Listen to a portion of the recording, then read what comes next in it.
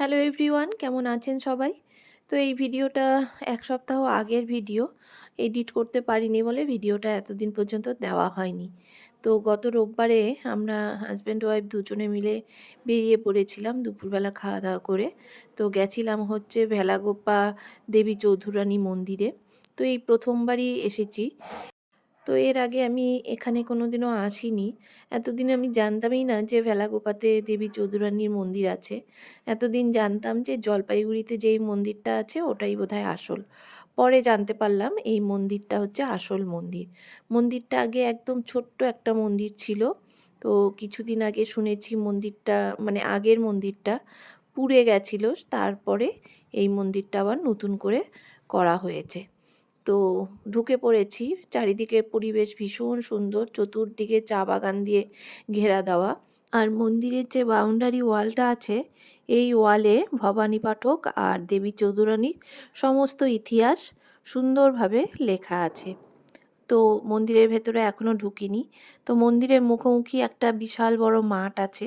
সেখানে সব ছেলেপেলেরা খেলাধুলা করছে আর কি। তো পরিবেশটা আমার খুবই ভালো লাগলো।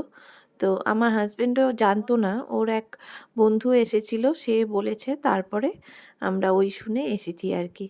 তো সত্যি ভীষণ সুন্দর লাগছে। তো চলুন এখন মন্দিরের ভেতরে ঢুকি। আমিও দেখি আর আমার সাথে সাথে আপনারাও দেখুন। তো এই হলো মন্দিরের মেন গেট। তো চলুন এখন ভেতরে ঢুকি। কিছুদিন আগে মায়ের পুজো হয়েছে। তো এখানে এসে দেখতে পেলাম যে মাঝখানের মন্দিরটা যে আছে ওখানে দেবী চৌধুরানী আর ভবানী পাঠক তাদের সৈন্য সামন্ত নিয়ে আছে, আর দুপাশে আছে হচ্ছে মা কালীর মন্দির। তো এই যে এই মন্দিরটা, এখানে কয়েকদিন আগেই পুজো হয়েছে, দিওয়ালি গেল তখন পুজো হয়েছে শুনলাম। তো ঢুকতেই দেখলাম একটা কুয়োও আছে, খুব সুন্দর লাগলো বেশ। আর মন্দিরের ভেতরের চারপাশটা এত সুন্দর যে কি বলবো। চারিদিকে বসারও ব্যবস্থা করেছে। তো এখানে একটা গাছ আছে যেটা ২৫০ বছর পুরনো গাছ, সেটাও আপনাদের দেখাবো। তো চলুন আগে দেবী চৌধুরানীর মন্দিরে ঢুকি। এখানে মা কালীর দুটো মন্দির আছে, মানে দুপাশে দুটো মা কালীর মন্দির, আর মাঝখানের এই মন্দিরটা হলো দেবী চৌধুরানী আর ভবানী পাঠকের মন্দির। তো মন্দিরটা বন্ধই আছে। তো আমি যথাসাধ্য চেষ্টা করব আপনাদেরকে একটু দেখানোর এটার ভেতর দিয়ে। তো ওই যে দেখুন, সমস্ত সৈন্য সামন্ত নিয়ে বসে আছে আর কি দেবী চৌধুরানী আর ভবানী পাঠক। ভীষণ ভালো লাগলো।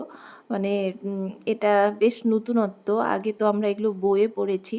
এখন যাই হোক এগুলো দেখলাম আর কি, দেখে বেশ ভালো লাগলো। তো এই গাছটা হলো ২৫০ বছর পুরনো গাছ। খুব সুন্দর গাছটা। গাছটা চারিদিক দিয়ে বাঁধাই করা। আর এই যে মন্দিরটা দেখতে পাচ্ছেন এটাও একটা মায়ের মন্দির। তো এটা তালা মারাই আছে। আমি সাইড দিক দিয়ে আপনাদেরকে একটু দেখাবো। তার আগে মন্দিরের চারপাশটা আপনাদেরকে একটু ঘুরিয়ে দেখাই। তো খুব সুন্দর সময়ে আমরা এসেছি, মানে সন্ধ্যা লাগা লাগা ভাব। সূর্যাস্ত আপনাদেরকে দেখাবো। আমার হাজব্যান্ড বলছে যে দেখো সূর্যাস্তটা এত সুন্দর লাগছে দেখতে। তো এই যে দেখলেন মন্দিরটা, মায়ের মন্দিরটা আর কি, এটা তালা মারা আছে। তো আমার তো খুবই ভালো লাগছে। আমি আজকে শাড়ি পরেই এসেছি, যেহেতু মন্দিরে আসবো সেই কারণে শাড়ি পরে এসেছি। তো এই যে দেখুন এখান থেকেও আমি চারপাশটা আপনাদেরকে দেখালাম।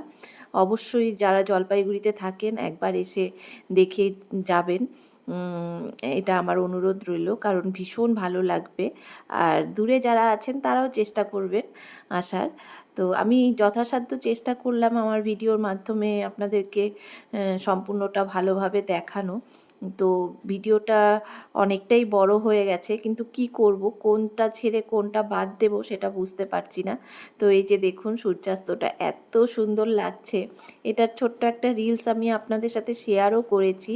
ভীষণ ভালো লাগছে। তো আর এই যে ওয়ালটা এখন আপনাদের সামনে থেকে দেখাই যে কত কিছু লেখা আছে দেখুন, সম্পূর্ণ ইতিহাস তুলে ধরেছে।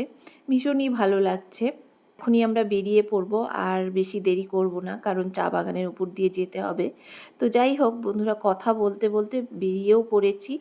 কিছুটা রাস্তা আসার পর হঠাৎ করে একটু ঠান্ডা ঠান্ডা লাগছিল, তাই ভাবলাম একটু চা খেয়ে নিই। তো একটা চায়ের দোকানে দাঁড়িয়েছি। তো চা আর এই যে বিস্কুট নেওয়া হয়েছে, তো এটা খেয়েই বাড়িতে ঢুকে পড়ব। তো চলুন আজকের ভিডিওটা এই অবধি। ভালো লাগলে অবশ্যই একটা লাইক আর কমেন্ট করে দেবেন।